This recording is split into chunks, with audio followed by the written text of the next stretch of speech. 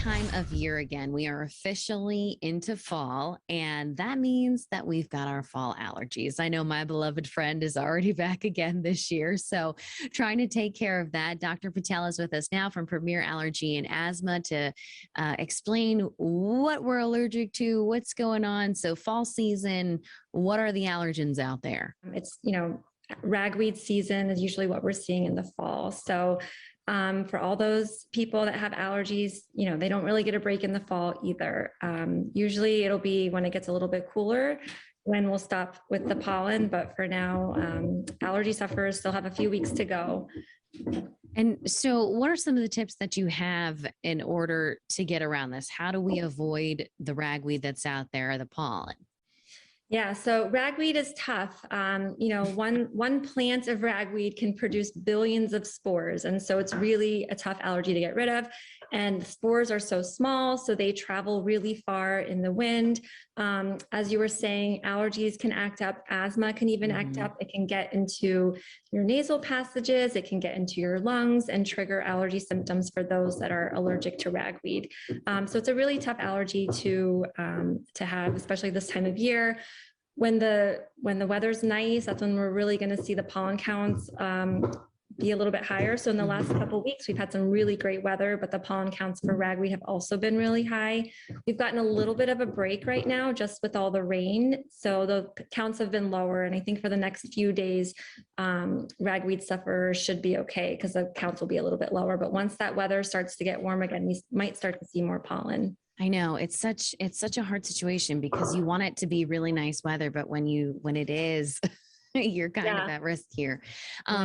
So me, I take like the regular allergy medicine and I have an inhaler for when it's messing with my asthma. Some people, like even in my family, I know have done like the allergy shots. How does that really work? And I know a lot of people get kind of worried about them just because of, what it is. And some say it takes a long time in order to keep going with that.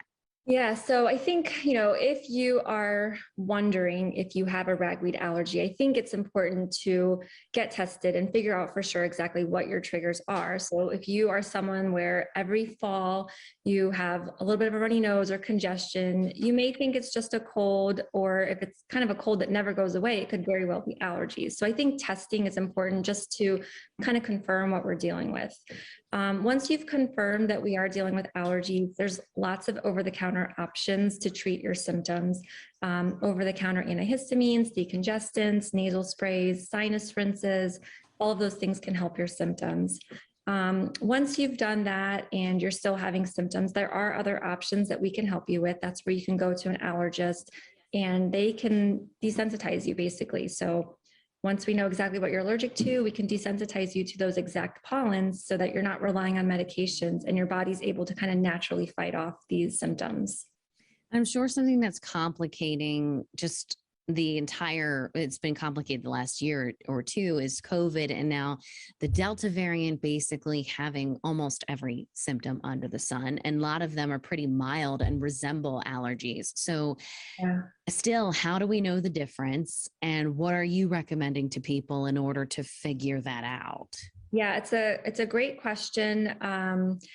We're kind of in this trifecta in the fall, right? We've got back to school, we've got viruses, we've got allergies, and then COVID on top of all of that. And the symptoms can be there's a lot of overlap with all of those symptoms. So typically with allergies, it's primarily going to be sneezing, runny nose, congestion, itchy, watery eyes, drainage. You can have a little bit of fatigue, a little bit of sore throat. There may be some seasonality to it. So if it's, when the pollen counts are high, that's when you notice your symptoms are at their worst. That could be a clue that this is from allergies. As you know, regular cold symptoms have a lot of those symptoms too. So sneezing, runny, stuffy nose, sore throat.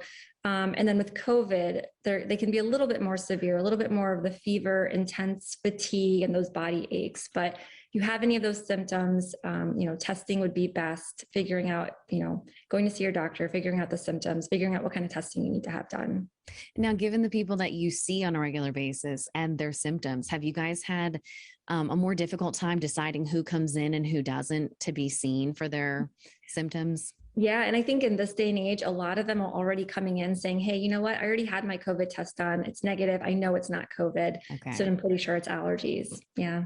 Yeah. And they're just like, I need some help. All right. So, um, I appreciate your help. I know that like this is probably one of the hardest times of the year for you guys because of everything that's going on.